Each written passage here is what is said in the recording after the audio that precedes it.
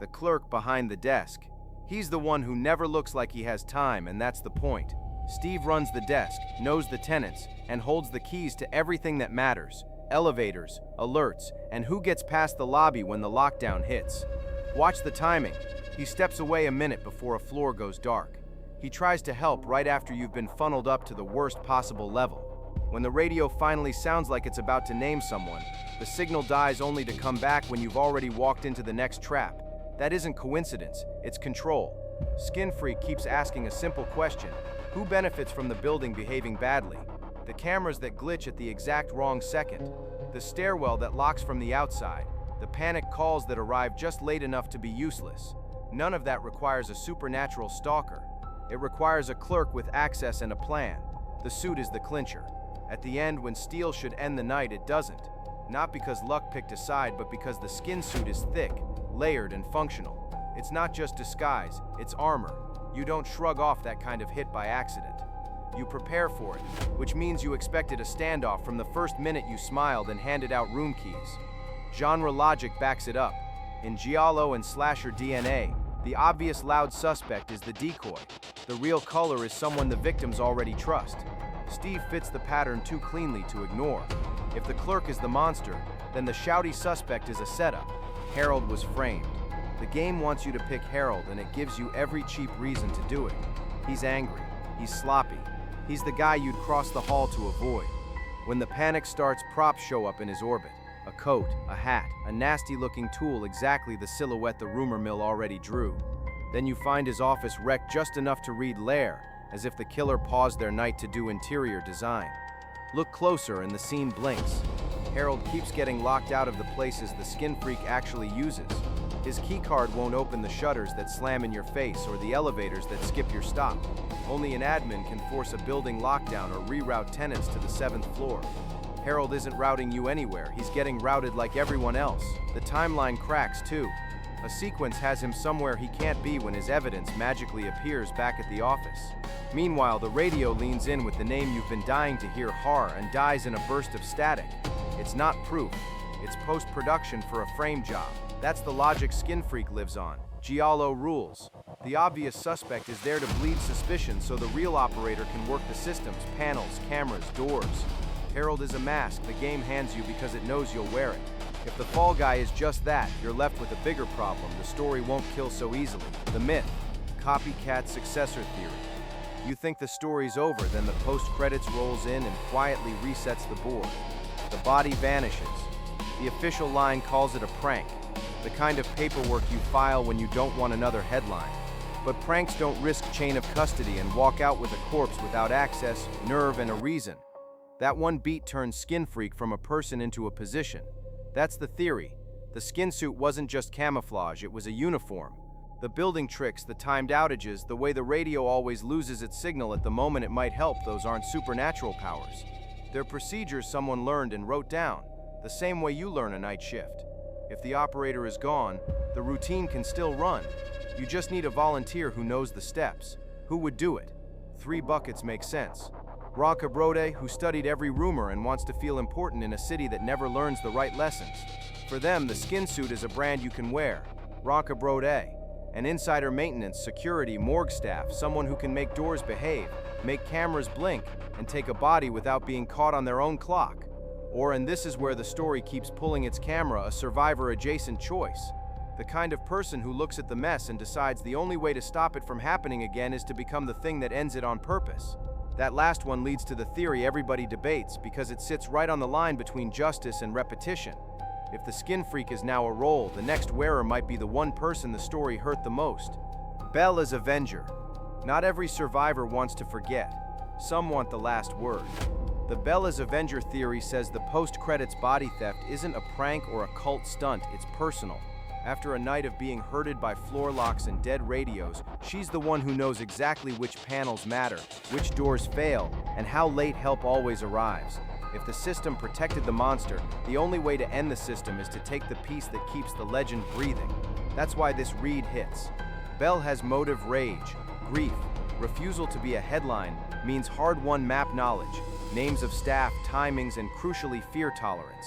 She already lived through the building at its worst. Going back for a final errand feels less like obsession and more like maintenance of her own safety.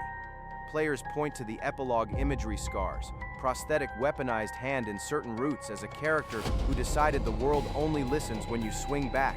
In that light, removing the body isn't trophy behavior, it's denial of future myth-making. No body, no shrine, no copycat pilgrimage, but there are problems you can't hand-wave.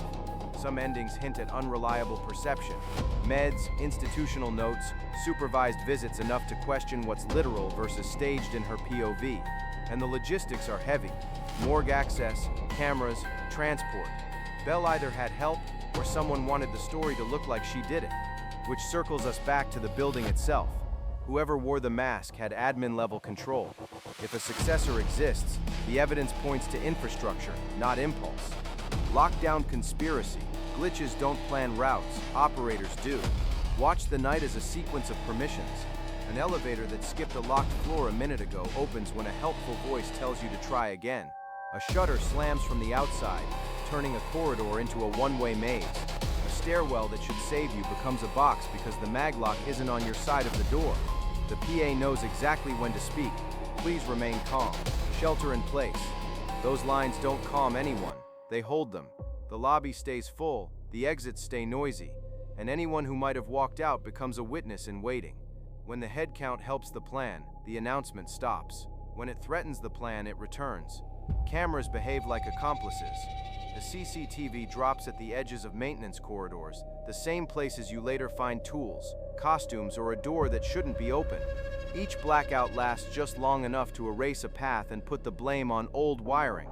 Meanwhile, the delivery guy in the foyer becomes a prop. Denied exit when he might warn the street, then waved through when he's safest to ignore.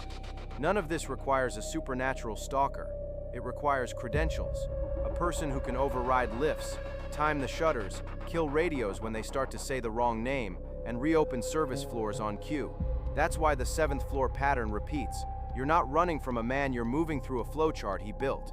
If the building is the weapon, what protects the operator when you finally stop running? Skinsuit mechanics. Armor. It's not a costume, it's equipment. The suit doesn't just hide a face, it absorbs a beating. When the knight finally corners him, you see a hit land that should end the scene. It doesn't. He stumbles, resets, and keeps advancing like someone who rehearsed what a close quarters panic feels like. That's what armor is for. Not invincibility, but seconds. Seconds to reach a panel. Seconds to shut a door. Seconds to make your next choice worse. Listen to the way strikes land. Not the wet smack of skin, but a damp thud, like padding under a thick outer layer. Watch the shoulders. Range of motion is tight, as if multiple layers are fighting the hinge. The suit is stitched in panels, and contact leaves less transfer than you'd expect. Smart, if you're the kind of operator who cleans as he goes and doesn't want a breadcrumb trail down a stairwell. Armor changes behavior. It makes someone bolder on camera, calmer in a grapple, willing to take a risk in a doorway because they know the first hit won't be the last one they get to make. It's also exactly what a system person would prepare. Not a thrill color flex, but a practical solution to the part of the plan where victims fight back. If the suit is a tool, the knight isn't a spree, it's a procedure he's refined. And the earliest glimpse of that procedure sits right at the start. Max Prologue. The game teaches you the rules before it tells you there are rules. Max finishes a shift. He's tired, clocked out, and still within the routine that makes people feel invisible. Same route, same doors, same almost home mindset. That's the window. Nothing dramatic, just footsteps that match your speed, a shadow that doesn't pass you, a hallway that feels a half-inch too narrow. The violence isn't theatrical, it's procedural. That's the point of the prologue. Skinfreak isn't about a phantom who teleports. It's about an operator who reads a schedule like a menu. He chooses people in the scene between public and private after the last fare, before the apartment door clicks. The little failures, dead radio, late call, locked shortcuts show up here first. So when they happen in the building later, you recognize them for what they are, actions, not accidents. Max's segment isn't a red herring, it's the template. Target by habit, isolate by timing, move fast enough that the night can start again with clean hands and a new excuse. By the time you realize that's what happened, you're already on the same conveyor belt. And if the prologue maps the method, the genre maps the suspect pool. In stories built like this, the monster doesn't come from outside. He steps out from behind a counter. Giallo rule. Some stories hide the answer in the fog. Giallo hides it in plain sight. If you've watched enough black glove mysteries and neon slasher throwbacks, you know the rhythm. The outsider with the loud temper is there to soak up suspicion, while the helper, the clerk, the neighbor, the colleague quietly controls doors, schedules, and who gets to leave. Skinfreak plays that tune on every floor. Listen to the clues as structure, not trivia. The radio leans toward a name, then dies. A phone rings just late enough to be useless. The camera loves keys, close-ups on fingers, lanyards, panels, the simple tools that make a building behave. None of it screams monster. It whispers access. That's why Harold never fits and Steve fits too well. The game isn't asking who hates you enough to chase you. It's asking who stands close enough to help you, and therefore close enough to herd you. In Giallo logic, the person who can make a corridor safe can make it fatal with the same motion. All they have to do is smile and press the other button. So when you feel the night tightening, stop looking for strangers. Look for procedures. Look for the person who sets them. If that genre rule fits, there's one more question worth asking. Where does Skinfreak sit in the bigger myth? The sleazy city nights, the radio warnings, the dev signatures that link it to other nightmares. Shared universe puppet combo. Sometimes the best clue isn't in a file, it's in the vibe. Skinfreak borrows the language of modern grindhouse, late night streets that feel sticky, payphone voices that arrive with half the words missing, VHS drag on the frame, and stairwells that look like they've hosted 10 other crimes the building never logged. That's a signature, and it puts this nightmare next door to a whole shelf of slashers where the mask is more important than the face underneath it. In that world, you don't solve a murderer, you inherit one. The radio becomes a rumor mill. The filters aren't just style, they're a way to say this keeps happening without showing you a headline. Keys, lockers, black gloves, plastic raincoats. A warehouse corridor that could belong to any case from the same city. It all reads like harmony instead of coincidence. Why does that matter for theory hunting? Because it reframes the question. If Skinfreak lives in that ecosystem, then the identity isn't a single answer, it's a role the story can hand to a successor, a copycat, or the next insider who learns the procedures. The post-credits doesn't just tease a sequel, it confirms the urban legend logic. Myths outlive the people who feed them. So we zoom back in. Under all the meta and masks is a single PA system and a single voice locked in a room she never chose. The next theory asks something simpler and sharper. Was Lucy a lure or only a victim? The operator turned into bait.